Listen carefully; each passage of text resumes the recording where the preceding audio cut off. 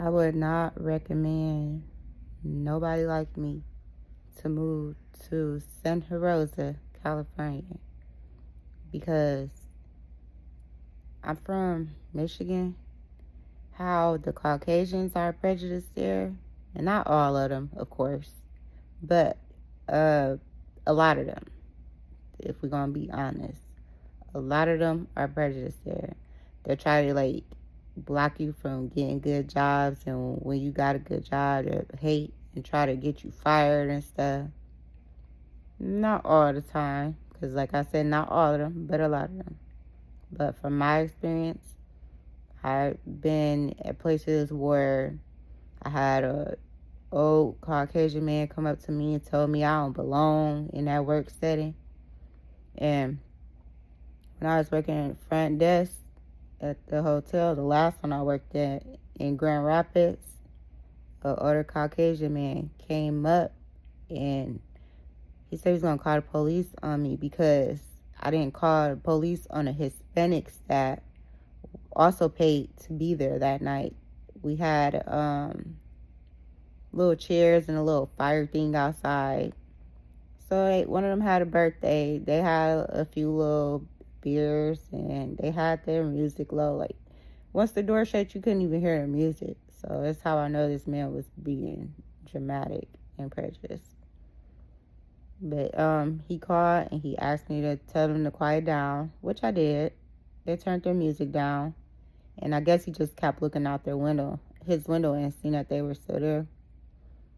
But then he came down and he's like, he gonna call the police on me or whatever, since I didn't kick them out of the hotel after they paid to be there for their birthday.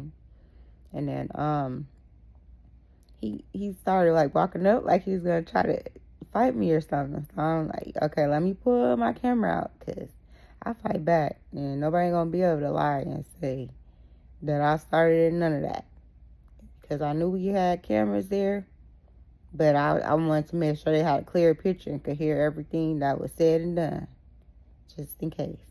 But when he saw me put my camera out, he started backing up, because they don't like when you record them, when they know they're going to lose their job or some stuff because of them being prejudiced. But what I was saying about Santa Rosa, California, the Hispanics there, they act like the prejudiced Caucasians in Michigan because they're so whitewashed. Their schools fail to teach them the right way. Like, the education there is horrible.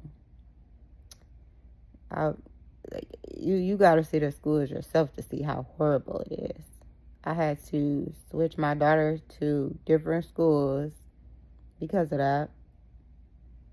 And like even me like going to the grocery stores, like I said, you could just see and sense the jealousy that you get from a lot of females there. But yet they try to run with saying that they so confident, this and that. But if that's the case, why are you guys mean to someone just because they look different from you? And I would hear my little cousin talk about her school too, how the girls will all be like comparing like who's the darkest. I mean, they tan really good, but you don't you don't tan that dark to be comparing who's the darkest. Like, that's some sort of obsession, right? And because Caucasians will do it too sometimes, and they even use the spray tans.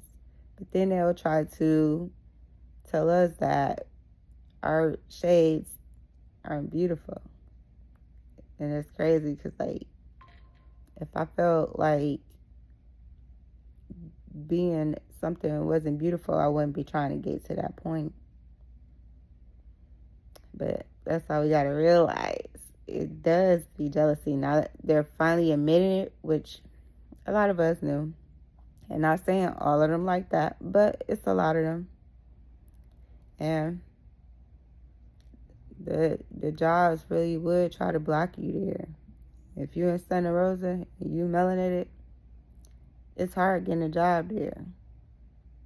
Unless you like really know some people, which is rare, because like I said, I'm not from there.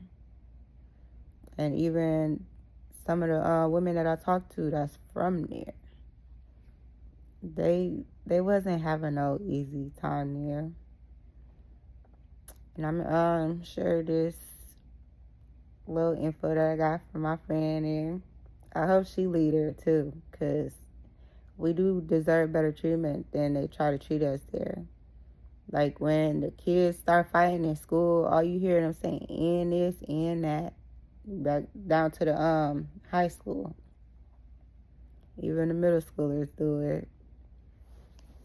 I had a high schooler and middle schooler that we had problems with the school. And my high schooler, she was late one day, so I don't know what his position, what you would call him, but he's a like sort of security type guy.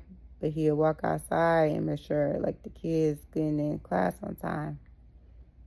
But he had the nerve to tell my daughter and my nephew he said, go home, niggers, because they was late. So I went up there snapping, and then the principal gonna try to write me up. Like, girl, I don't care about you writing me up. You just don't know what I wanted to do. But I tried to take them to court and stuff. Like, they really play with you there. They'll try to, like, hold you back. They won't try to help you out. And then I even, like, tried calling people over them.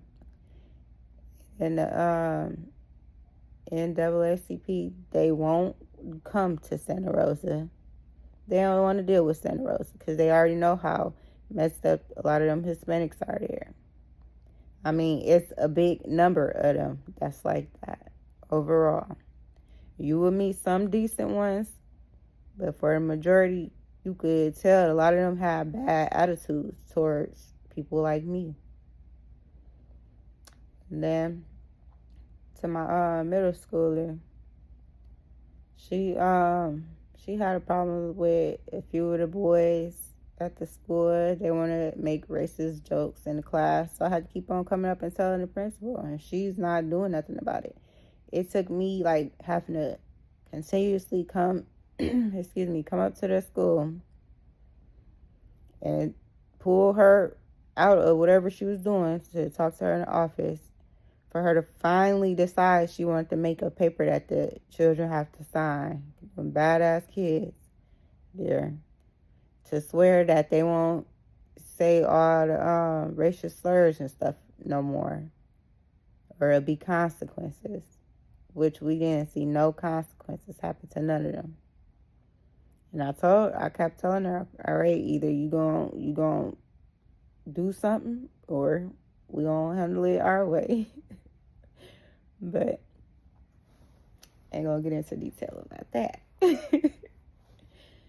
But eventually, we just ended up switching schools. So I ended up moving, so I didn't have to deal with it that much longer. But before we did, my daughter had a friend there, Hispanic girl, and she told my daughter that she wasn't that type of person. She don't use that word or whatever. So my daughter could be a little silly at times. They decided to pull pranks on their friends. It was something so little, but she's prank calling, and then her friends like, you stupid ass nigga, and hangs up. So my daughter's very sensitive. That really hurt her feelings because she was like already having to deal with this from the boys at the school. And then like she just like, dang, I really trusted this girl and I really liked her. And then my daughter is the type, she like to try to get her friends to come over and hang out and stuff. So I'm like, it's good it didn't get to that, because then I would have been upset about it too. Because that feeling of betrayal is wild. But it just was on my daughter's mind heavy to the point where she got to school, she checked the girl. And the girl she was denying it. She was like, no, I didn't say that. And then my daughter, like, I know it was you, though. Like, just admit. Because all she wanted was, like, an apology or something. But she just kept denying it. So my daughter ended up beating the girl up or whatever. And then, after that, everybody at the school just kept on trying to make it like my daughter was just always the aggressive one. So anytime my daughter get mad, then all of a sudden the principal don't want to keep calling me up to the school. And I'm like, see, now if you would have did something about it in the beginning, that all could have been prevented. Because you let them continue to do it and think it's okay. Because they don't have to deal with people that's not from Santa Rosa. But let any of them leave Santa Rosa and see what it's really like. And let's see if they really going to be like that. Which we know they're not, because they only tough when it's a whole bunch of them together. But another thing I remember putting this on TikTok, and then they're going to take it out talking about some guidelines. When I was in middle school with my little sister, we had this Caucasian boy constantly harassing us. We already mad. My mom forcing us to go to the after school program. So he want to be coming up to our table talking about black people smell like grease. And we look dirty because of our skin color. I think he said we look like we rode around in mud. And so, yeah. When we left out the little after school program, we all had walked home. So I'm like, okay, it's going to be the last day he do this. I'll tell you that. Because he going to think about this anytime you want to try to harass a melanated person. But me and my sister ended up beating him up and rolling him down that hill. Like, pushing him and making him roll down that hill. Since he wanted to be talking about somebody look like they rolled in dirt. But, like I said, I know he won't do that to another girl again. Definitely not another man that's melanated. Because, like, sadly, sometimes it be taking that. Because if you let somebody keep bullying you, they going to keep on doing it. And I'll be trying to say, like, no, violence is not always the way. But, like I said, too, sometimes it takes that.